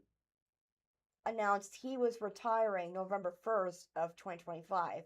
The scope of the audit largely focused on 2023, though applied limited procedures To certain transactions in the sheriff's office from 2024 to July 2025. Sorry, the yawning is just getting annoying. It's okay, let's keep going. The audit also found that when the commission appointed an Interim. sheriff, they did so in violation of state law that requires a sheriff, either elected or appointed, must have resided in the county for more than a year. A chef deputy the chief deputy appointed was a resident of a neighboring county. In the audit, the county's response argued the residency requirement did not apply to Interim. appointments. In the Wright County Clerk's Office, the audit found that a failure to pay bills on time cost the county $961 in late fees and finance charges. According to the release, the county clerk also improperly calculated the Property tax reduction. resulting in the county Levying. roughly $23,400 in excess property taxes for 2023. The report also found the Wright County prosecuting attorney has not Adequately. segregated accounting duties or performed documented supervisory review of all records, among lacking other standard oversight practices.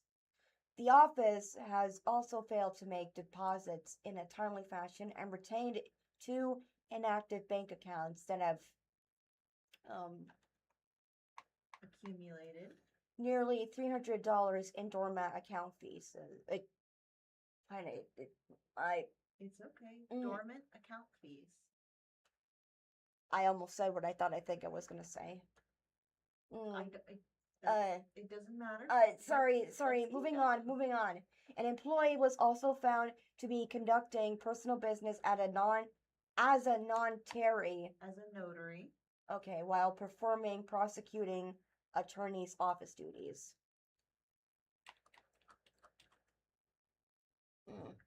Other findings in the report include a $3 research fee charged by the county assessor that is not allowed by state law, a failure by the public administrator to consistently file annual settlements timely, a midterm salary increase for the sheriff in violation of state law and the Missouri Constitution,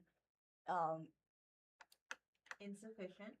controls over county computers, and a records management and retention policy that does not include electronic communication in compliance with the Missouri Secretary of State Records Services Division guidance, the release noted.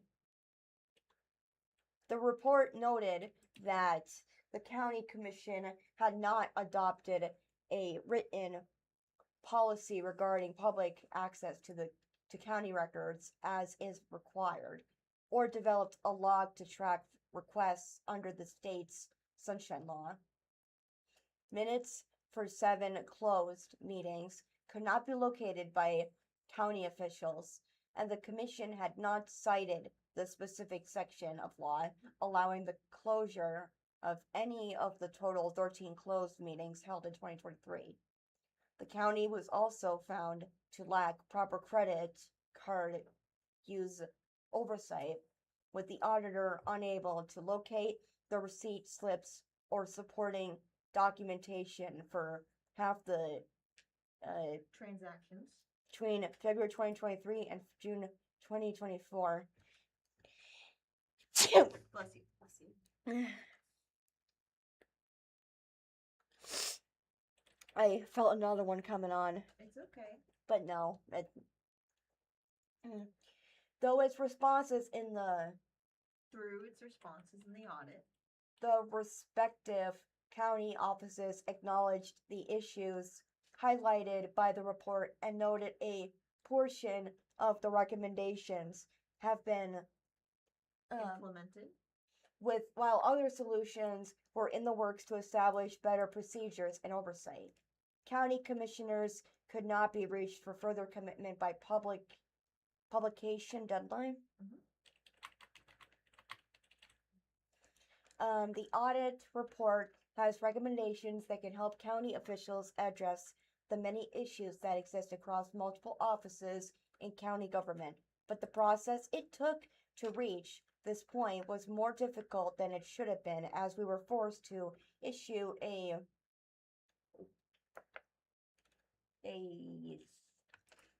Subpoena. to get records, and the former sheriff originally withheld information about the fund he illegally maintained outside the county treasury, said Auditor Scott Fitzpatrick in the release. The people of Wright County deserve a better and more transparent government, and the recommendations we have in our report will help county officials make much needed improvements. So far, the response to our report has been encouraging, but I urge officials in Wright County to not let up until every recommendation is put into place.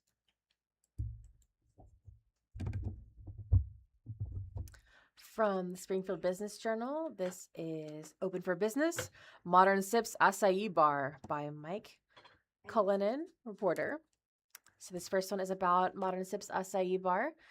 A longtime educator made a professional pivot by taking over ownerships of a downtown drink shop, Modern Sips Acai Bar. Debbie Wells, along with her husband Chris, are the new owners of the 1,700 square foot shop at 323 East Walnut Street. Wells said she bought the business on June 1st from Michael Elder, who had owned the shop since October 2023. The purchase price was undisclosed. Wells says she's among the shop's 4 employees, which include the couple's 2 daughters, Madeline Mackey and Isabel Wells. The Wellses own the business via MDI Collective LLC, she added. The menu at Modern Sips includes acai bowls with toppings such as fruit, granola, honey, Nutella, and peanut butter, as well as protein smoothies, energy drinks, and hot and iced coffees. Wells said that she and her husband signed a 3-year lease for an undisclosed rate with Springfield Lofts, a division of Brentwood Management, Inc. Wells has spent the last 15 years as a teacher in their public school district, most recently working as a digital content specialist. This one is about Vintage Paris. An ownership change took place on June 12th for Hollister Coffee Shop Vintage Paris, LLC. Matt Farmer said he and his wife, Jessica, exited the 17-year-old business they've owned since 2012 after selling it for undisclosed terms to another married couple and frequent customers, Grayson and Mary Smither. The complexity and needs of the business didn't match the focus Farmer said he and his wife had to offer it anymore. The Farmers said Grayson Smither, a regular at the shop since 2012, is a College of the Ozarks graduate and has experience in the hospitality and facility service industries. The Farmers also both graduated from the private Christian college at Point Lookout. Farmers said that all 18 of the shop's employees stayed on amid the transition. The company is coming off a strong revenue year of roughly $500,000 in 2025, he said, adding he and his wife will remain available to the Smithers for consultation and support. Vintage Paris has been at its current location at 7900 State Highway 165 since late 2021. This last bit is about adventure seekers. Orlando, Florida-based Ripley's Believe It or Not World Entertainment expanded its footprint in Branson with the recent purchase announcement of Adventure Seekers and its Fly Ride Theater from Randy Little. The deal for the 3115 West 76 Country Boulevard attraction closed June 15th for undisclosed terms, said Ripley's spokesperson Suzanne Smagalapatz. Adventure Seekers bills itself as a family-friendly fun factory with more than 150 interactive exhibits, games, hands-on displays, and more, according to the website. The Fly Ride Theater, which is a fully immersive cinematic flight experience, includes iconic landmarks such as the Grand Canyon and Niagara Falls, as well as dinosaur shows. It is located inside the entertainment venue. Adventure Seekers, a roughly one-year-old attraction, joins Ripley's operation in Branson that comprise Ripley's Believe It or Not Branson, Ripley's Super Fun Park Branson, and Creative Custom Fabrication. Ripley's has more than 100 attractions in 9 countries.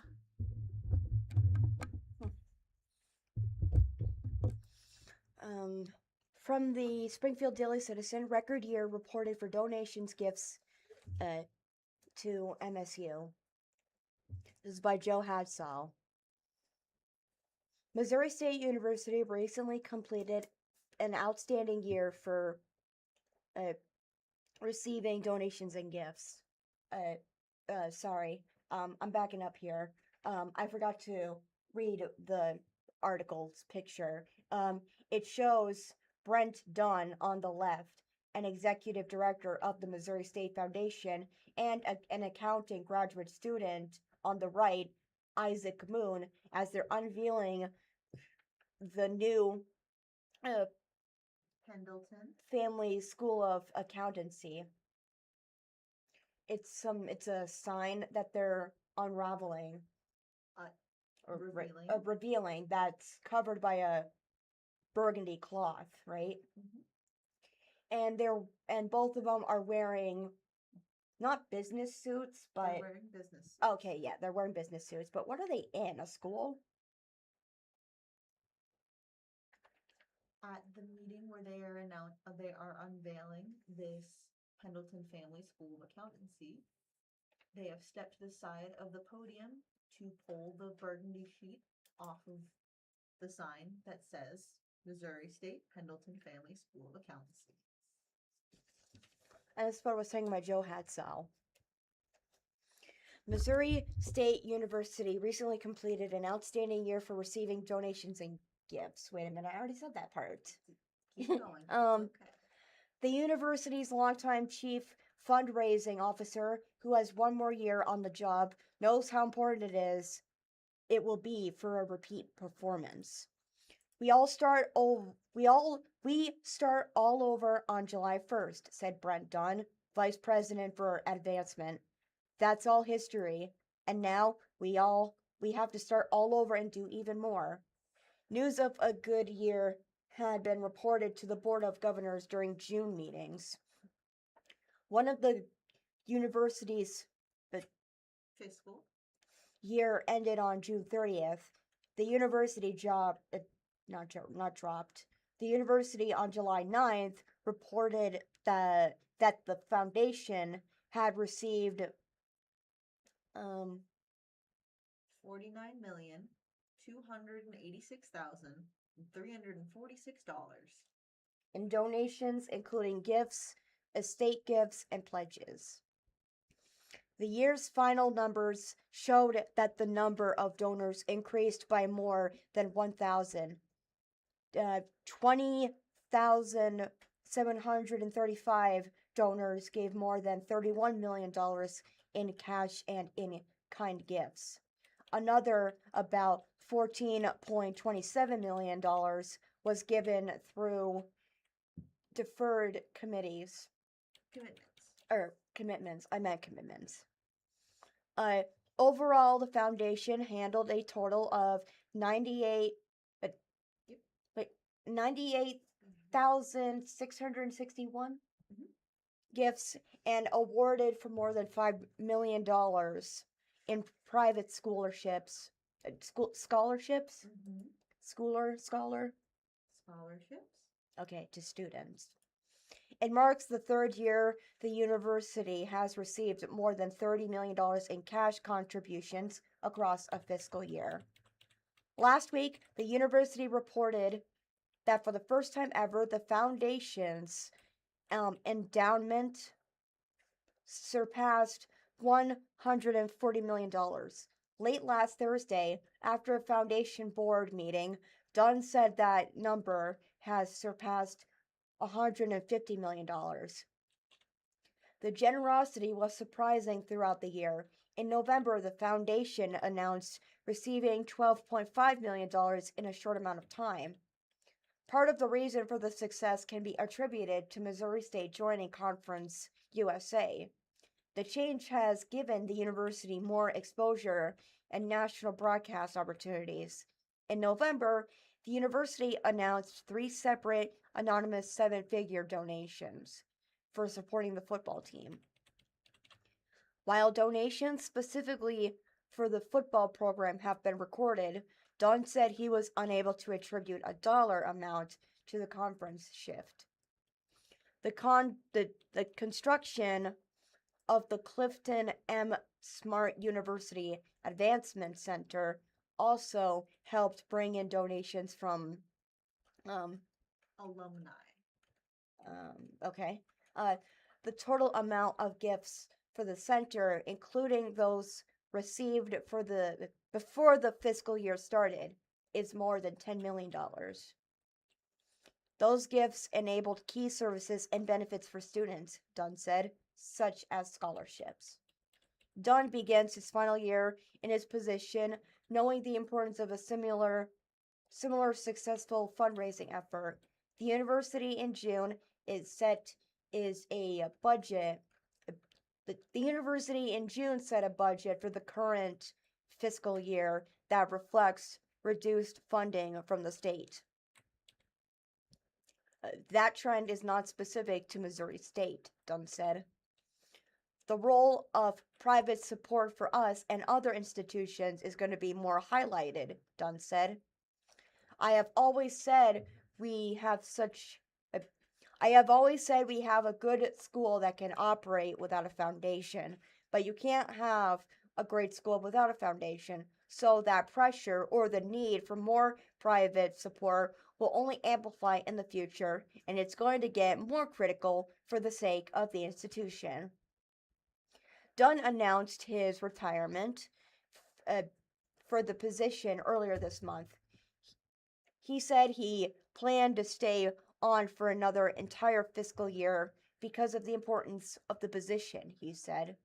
A nationwide search will be conducted for his replacement. The foundation is already a critical part of a planned locker room upgrade inside McDonald Arena for the football team. Designers hired earlier this year are expected to make a construction recommendation to the board in a few months. For his fiscal year, Dunn said he hopes to meet needs for future building renovations. He said that an entirely new structure is likely off the table for the immediate future. The foundation has recently approved a 5-year strategic plan that sets some goals and prepares the university to go into a bigger fundraising campaign similar to Onward Upward, which raised $274 million over 5 years. But the completion of the Advancement Center this fall will give the university a powerful tool for all of that, he said. This is a place that will change everything for the campus, Dunn said. This is a place where events can be held, where relationships will be formed, where people will meet up, and where you will feel the pride of the institution that ultimately will increase engagement and support. To be the front door of campus, that's a big deal.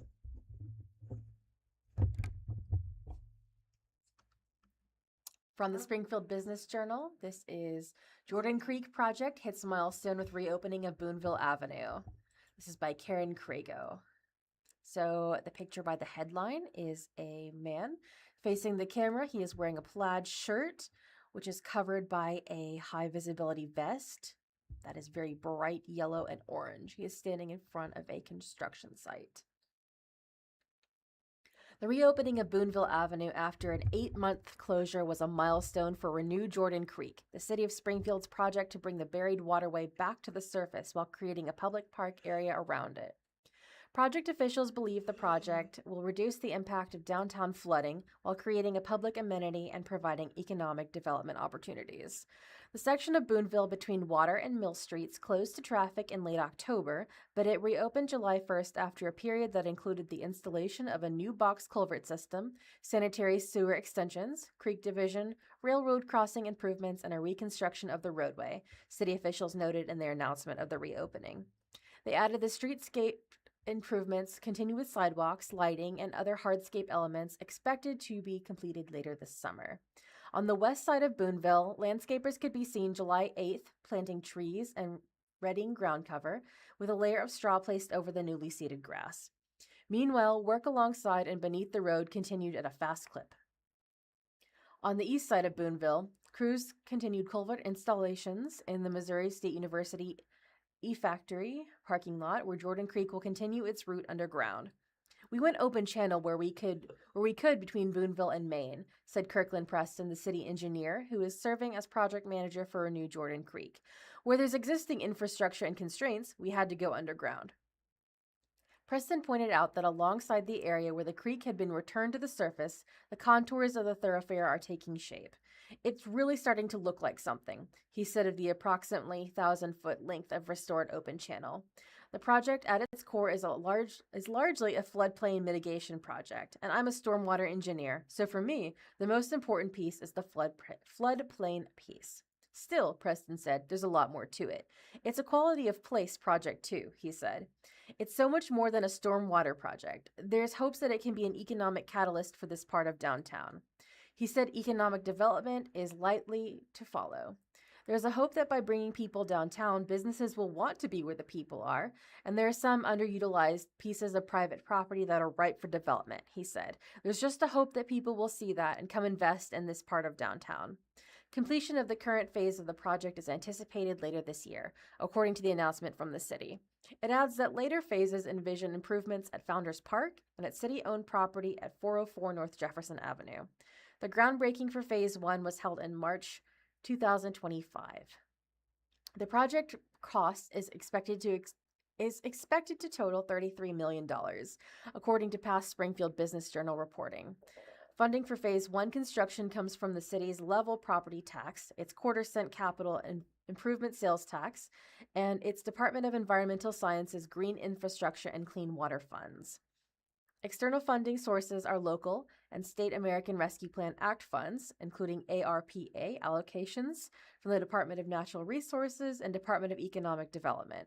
Grants from the Environmental Protection Agency and the Department of Natural Resources are also in the mix, as is Clean Water State Revolving Fund program assistance. Crystal Quaid, Executive Director of Downtown Springfield Association, said conversations are underway with the DSA, the city, and the Springfield Area Chamber of Commerce about what the Renew Jordan Creek project area will look like as it's activated. We're looking toward things like festivals, she said. We want to potentially move cider days down to the Jordan Creek activation area. Meanwhile, conversations include mundane details, like what electrical service looks like and where food trucks can be hosted. Those type of infrastructure conversations are happening now, she said.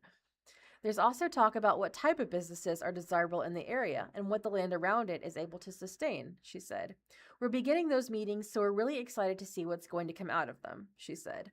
The project is bounded on the south by MSU's Brick City Complex, a group of restored buildings from the former Springfield Ice and Refrigerator Co., now housing the university's Department of Art and Design in the 200 to 300 block of West Mill Street. On the north side of the creek are commercial and residential buildings, like Oliver's Garage at 213 West Olive Street, with loft apartments above it, or like the Ozarks Regional YMCA, hosted in the historical Yellow Bonnet Building, formerly a Springfield Grocery Co. facility, and still topped by the painting of a smiling woman in a bonnet, located at 323 North Patton Avenue. Whether new businesses will gravitate to the area remains to be seen, but Tim Rosenberry, Springfield's Director of Quality of Place Initiatives, is optimistic. There was a business owner before we began construction who was quite interested in property on the north side of the park and west of Campbell, he said. He wasn't able to get very far because he was not able to come to terms for acquisition of the property. But Rosenberry said with the city doing deferred maintenance in conjunction with the project, city assets surrounding it are also improved. That's a big benefit for the community, he said. It also makes private properties around it a lot more development ready. Rosenberry predicts people will be drawn to the project area, though he noted programmed activity will have to be the catalyst for them to gather. To be candid, this is not a big, wide open area, he said. Once you take care of the water needs of the site, there's not a whole lot of open space left. It's not a place for an outdoor Pops concert, in other words, Rosenberry said. There are a series of smaller open spaces that will work really well for downtown folk, and especially people in the Jordan Valley and Brick City area, he said. It's not going to be all things to all people, but it wasn't intended to be that. But I can see them developing a series of spaces that are big enough for small groups to gather. It'll be another example of placemaking in the city, Rosenberry said, like multimodal routes on Grant Avenue Parkway or like the Route 66 Plaza development that opened this year at the corner of St. Louis Street and Jefferson Avenue. Placemaking matters, particularly those spaces that are not necessarily programmed and that don't have a specific function, but that can have a general purpose of bringing people together, he said. They can be of different scales because the community gathers in different scales, whether it's a small group on date night, or a class of children, or a whole church congregation, or even a segment of the community or the entire community. It was industrial and commercial development that led city officials to bury Jordan Creek in culverts and tunnels in the 1920s. The move was also intended to prevent events like the Great Jordan Valley Flood of 1909, which impacted the entire area from Park Central Square north to Chestnut Expressway. The effort did not solve the flooding program, however, with the U.S. Army Corps of Engineers recording major flood events occurring in 1932, 1951, 1993, and 6 times since 2000. It notes that a July 12, 2000 flood swept through some 124 homes and displaced 100 people.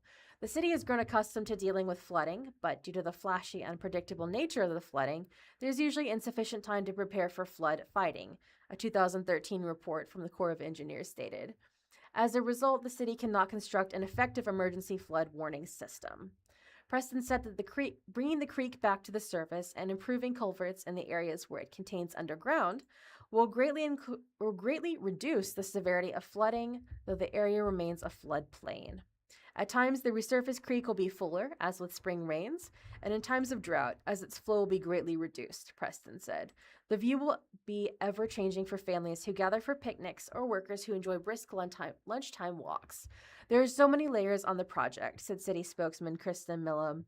It's not just stormwater, it's not just placemaking, it's not just water quality. There's history here, and it's really cool that Springfield will continue to grow up on the banks of the Jordan.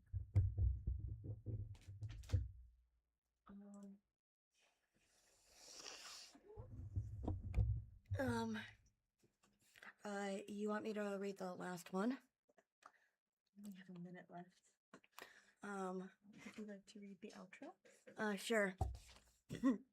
Thank you for listening to the Blind Community Thrift Store Radio Reading Service. Tune in every week, Monday through Friday, on the Blind Community Thrift Store's YouTube channel at 10 a.m. for more up-to-date news from the Springfield News Leader, Springfield Daily Citizen, Springfield Business Journal, and 417 Magazine. Listen after we are live on the Audio Reader Network at www.reader.ku.edu. All broadcasts are played over KSMU subcarrier airwaves at 67 kHz on 91.1 from 3 p.m. to 5 p.m. Monday through Friday. Contact Audio Reader Network for information on receiving a pre-programmed radio. I'm Madison. And I'm Maggie. And that's Savannah. Y'all have a good weekend. There you go.